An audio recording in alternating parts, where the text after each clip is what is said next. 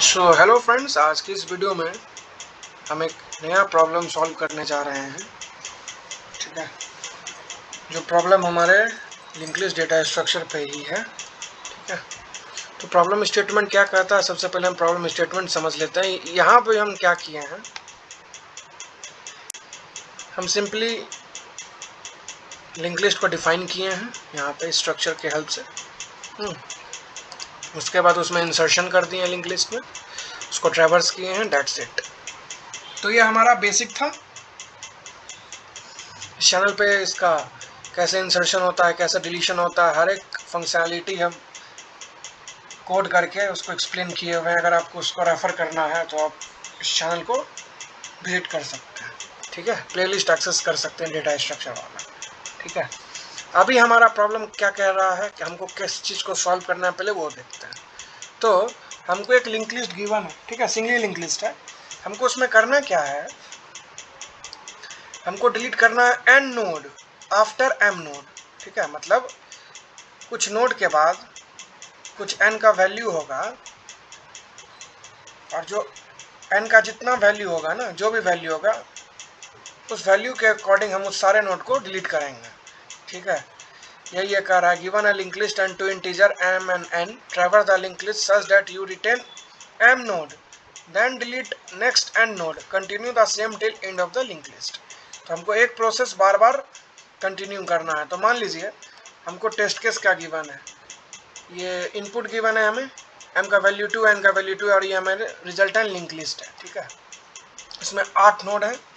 हमको 2 node skip करके 2 node को डिलीट करना है। तो 2 नोड स्किप क्या हुआ, 1 2 स्किप करने के बाद दोनों 2 नोड को फ्री कराना है। तो 3 4 इस लिस्ट में, इंटायर लिस्ट में नहीं है। उसी तरह m का वैल्यू 3 है, n का वैल्यू 2 है। तो m और n का जो वैल्यू है ना, वो कुछ भी हो सकता है। ठीक है, हमको ऐसा कोड जनरेट डिज़ाइन करना है कि m और n के वैल्यू पे हमारा बड़ाई से लिंक लिस्ट में मॉडिफिकेशन हो। तो m जो इनपुट है ना, उसमें हमको क्या करना है, नोड को स्किप करना है, और n का जितना वैल्यू है उस वैल्यू को हमको जितना, लेट्स से n का वैल्यू 2 है तो हमको 2 नोड को फ्री कराना है। ठीक है, और ये कंजिक्यूटिवली ही काम करना है। ठीक है, अब आइए इसको हम कोड करते हैं। ठीक है,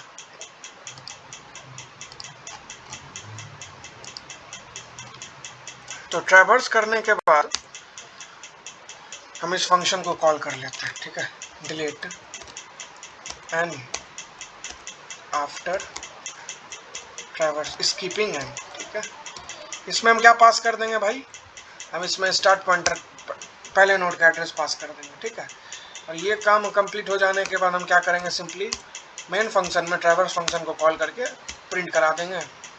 ठीक है, ये ट्रैवर्स प्रिंट कर देगा ओरिजिनल लिस्ट को।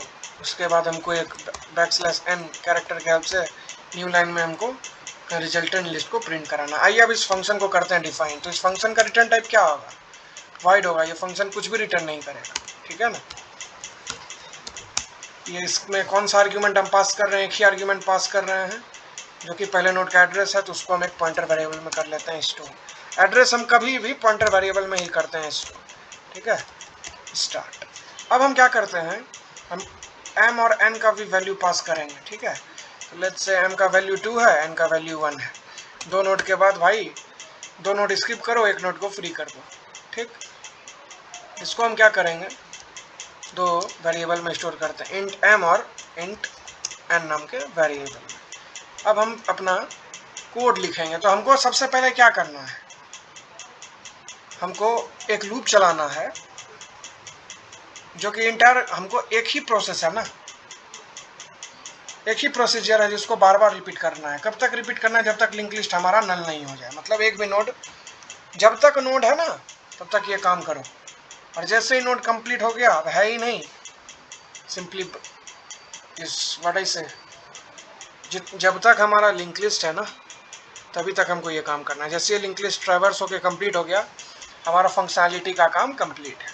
ठीक है, तो हम क्या करते हैं, सबसे पहले एक पॉइंटर वेरिएबल बनाते हैं। ठीक है, स्ट्रक्ट नोड एस्ट्रिक ए, और उसमें इनिशियल वैल्यू असाइन करवा देते हैं स्टार्ट। ओके, एक और वेरिएबल होगा टेम्प नाम का। ठीक है, टेम्प क्यों लिए हैं? नोड को फ्री कराने के लिए, ठीक है। अब इसके बाद एक और हम वेरिएबल बना लेते हैं, इंट आई असाइन 1। क्यों बनाए हैं बताएंगे थोड़ी देर बाद, ठीक है। अब हम एक लूप चलाते हैं, वाइल लूप। कब तक? क्योंकि हमको नहीं पता लेंथ कितना है हमारे लिंक लिस्ट का। तो जब तक कोई वैलिड एड्रेस है तब तक हमको दो काम करना है, स्किप भी करना है और स्किप करने के बाद डिलीट करा देना है, ठीक। उसके लिए भी हम वाइल लूप ही लगाएंगे। वाइल आई किससे छोटा होना चाहिए? m से छोटा होना चाहिए, तब तक ये लूप चलाए। इसमें हम क्या करेंगे, a में असाइन करवा देंगे a एरो नेक्स्ट, ठीक है। ये हो जाने के बाद कुछ नहीं, i में हम कर देंगे इंक्रीमेंट। ये लूप कंप्लीट होने का मतलब, अगर फर्स्ट इटरेशन ये में चल रहा है, इसका मतलब क्या हुआ, हम m नोड को स्किप कर गए हैं। अब हमको क्या करना है, डिलीशन का काम करना है। उस चीज़ के लिए हम फॉर लूप यूज करेंगे, ठीक है। For int j assign 1, j should be less than, I think लिख less than equals to n j plus plus. और इस फॉर लूप के बॉडी में हम क्या कर देंगे, सिंपली एक टेम्प नाम का वेरिएबल जो बनाए थे उसमें हम a एरो नेक्स्ट कर देंगे, ठीक है। a के नेक्स्ट पार्ट में असाइन करवा देंगे टेम्प एरो नेक्स्ट, ठीक है। और कुछ नहीं, सिंपली फ्री करा देंगे टेम्प नाम के वेरिएबल। टेम्प अभी जिस मेमोरी लोकेशन को कर रहा है पॉइंट।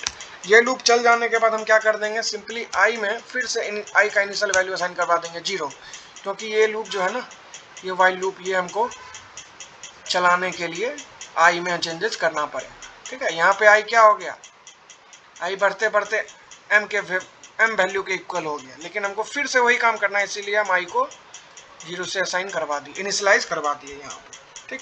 एक और कंडीशन लगा देते हैं, इफ अगर मान लीजिए ए एरो नेक्स्ट, जब आप इसको ड्राई रन कीजिएगा ना, तब आपको समझ में आएगा ये स्टेप हम क्यों लिखे। अगर ए एरो नेक्स्ट नल हो गया ना, तो उस केस में भाई ब्रेक कर जाओ, कुछ मत करो, ठीक है। आप यहाँ पे ब्रेक लिखिए या फिर रिटर्न लिखिए, इट्स आवर चॉइस। हम रिटर्न लिख के काम कंप्लीट कर लेते हैं, ठीक है। अब इस कोड को हम रन करके देखते हैं कि क्या कोड हमारा फटा भी है क्या, ठीक है। आई थिंक हमारा कोड फट गया, ठीक है। क्यों नहीं ट्रैवर्स में, ओके ट्रैवर्स, ओहो ठीक तो है। अगर मान लेते हैं इसी का टेस्ट केस को हम लेके चलते हैं, क्या गिवन है, 10 नोड्स हैं, ठीक है। m का वैल्यू 3, n का वैल्यू 2, m का वैल्यू 3 है, n का वैल्यू 2 है, ठीक है। तो अब क्या आउटपुट आना चाहिए, तो चलिए ठीक है, इसको यहाँ पे देखते हैं। 3 नोड को स्किप करने के बाद 2 नोड फ्री किए। 3 नोड हमारा स्टार्टिंग से क्या हो गया, 1 2 51, ठीक है। उसके बाद 2 नोड फ्री कर दिए, तो 10 17 को हम डीएलोकेट कर दिए। उसके बाद फिर 3 नोड रहन है, उसके बाद फिर 2 नोड को हम डिलीट कर दिए, तो हमारा आउटपुट बिल्कुल सही है, ठीक है। दूसरा टेस्ट केस देख लेते हैं, m का वैल्यू 1 है, n का वैल्यू 1 है, ठीक है। ये भी 1 है और ये हमारा 2 के जगह पे ये भी 1 ही है, ठीक है। अब क्या आउटपुट आएगा, तो 1 के बाद 2 फ्री हुआ, ठीक है। 51 रहेगा, 10 फ्री हो गया, 17 रहेगा, 1 फ्री हो गया, 19 रहेगा, 16 फ्री हो गया, 19 रहेगा, 12 फ्री हो गया, बिल्कुल सही है, ठीक है। और 8 नोड पे भी ये काम हम करके देख लेते हैं कि क्या हमारा काम, ये जनरलाइज कोड नहीं है, ठीक है, पहले ही हम कह देते हैं।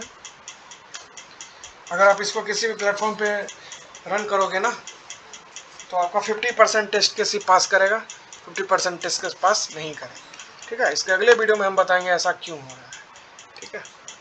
अब इसको रन करके देखते हैं। एक नोड के बाद 51 के बाद एक नोड फ्री हो गया, फिर 17 बचा, फिर 1 फ्री हो गया, 19 है, फिर 16 फ्री, 19 है, 12। तो हमारा कोड बहुत अच्छे से वर्क कर रहा है, ठीक है। तो इस तरह देखें कि अगर हमको एक सिंगली लिंक लिस्ट गिवन है और उसमें हमको n नोड को स्किप करके m नोड को स्किप करके n नोड को डिलीट करना है, तो हम कैसे उसका कोड लिखेंगे। तो हम क्या किए, अगर इसकी टाइम कॉम्प्लेक्सिटी की बात करें ना, तो बिग ऑफ n ही आएगा। ये जो लूप है ना, अगर कोई आदमी अच्छे से नहीं उसको सोचेगा तो उसको ये लगेगा कि लूप के अंदर लूप है तो बिग ऑफ n स्क्वायर हो जाएगा, लेकिन ऐसा नहीं है। हम एक प्रोसेस को बार बार रिपीट नहीं कर रहे हैं, ठीक है, मेरे कहने का क्या मतलब है, अगर हम ट्रैवर्स करते करते सेकंड नोड पे आ गए ना, तो हम हमेशा आगे ही जाएंगे, कभी पीछे नहीं आएंगे। ठीक है, तो अगर आप इस लूप को देखिएगा तो हमारा जो लिंक लिस्ट है ना, अगर हम एक नोड को ट्रैवर्स कर लिए तो उस नोड पे हम फिर वापस, मेरा कंट्रोल कभी नहीं जा रहा है, हम फॉरवर्ड ही मूव करते जा रहे हैं। ठीक है, और जैसे ही नल हो गया हमारा काम कंप्लीट है। ओके, लेट्स से अभी हमको आपको एक प्रॉब्लम दिखाते हैं, हमारा कोड यहाँ पे वर्क क्यों नहीं करेगा। ठीक है, 5 के बाद 5 नोड हमको फ्री कराना है। ठीक है, तो टोटल आई गेस कितना है, 8 है ना, 1 2 3 4 5 6 7 8। ठीक, दोनों और एलोकेट कर लिए। ठीक है ना, इस फंक्शन को कॉल किए, यही दे देते हैं। अब रन करके देखते हैं तो क्या हुआ, हमारा कोड काम कर रहा है ना। बट कुछ कुछ ऐसे टेस्ट केस हैं जिसके बारे में बताएंगे जिसमें कि हमारा कोड वर्क नहीं कर पाएगा। ठीक है, 5 नोड स्किप करने के बाद 5 नोड को फ्री करा दिया। 51 10 51 10 17 है और 1 19 16 19 12 डीएलोकेट हो गया इस डिलीट एन आफ्टर एन नाम के फंक्शन के चलने के बाद। तो इस तरह देखें कि अगर आपको इस कोड को समझने में दिक्कत जा रही है ना, आप इसको ड्राई रन कीजिए। ठीक है, कॉपी पे कोड लिखिए, डिफरेंट टेस्ट केस खुद से बना के एम और एन का वैल्यू कुछ भी लेके उस पर आप अपना कोड को रन करके देख लीजिए। ठीक है, आपको क्लियर हो जाएगा कि हम क्या किए हैं। ये तो बहुत सिंपल सा स्टेप है, हम स्किप किए और जो वर्क परफॉर्म कर रहे हैं ना, हम यहाँ पे परफॉर्म कर रहे हैं। ठीक है ना, तो आज की इस वीडियो में बस इतना ही। उम्मीद है आपको इस वीडियो को समझने में दिक्कत नहीं जाएगी, अगर आप इसको अच्छे से ट्रैवर्स कीजिएगा, टाइम दीजिएगा इस प्रॉब्लम को। ठीक है, तो उम्मीद है आप इस वीडियो को ज़्यादा से ज़्यादा लाइक कीजिए, कमेंट कीजिए, शेयर कीजिए। मिलते हैं आपसे अगले वीडियो में, तब तक के लिए bye, thank you, good bye.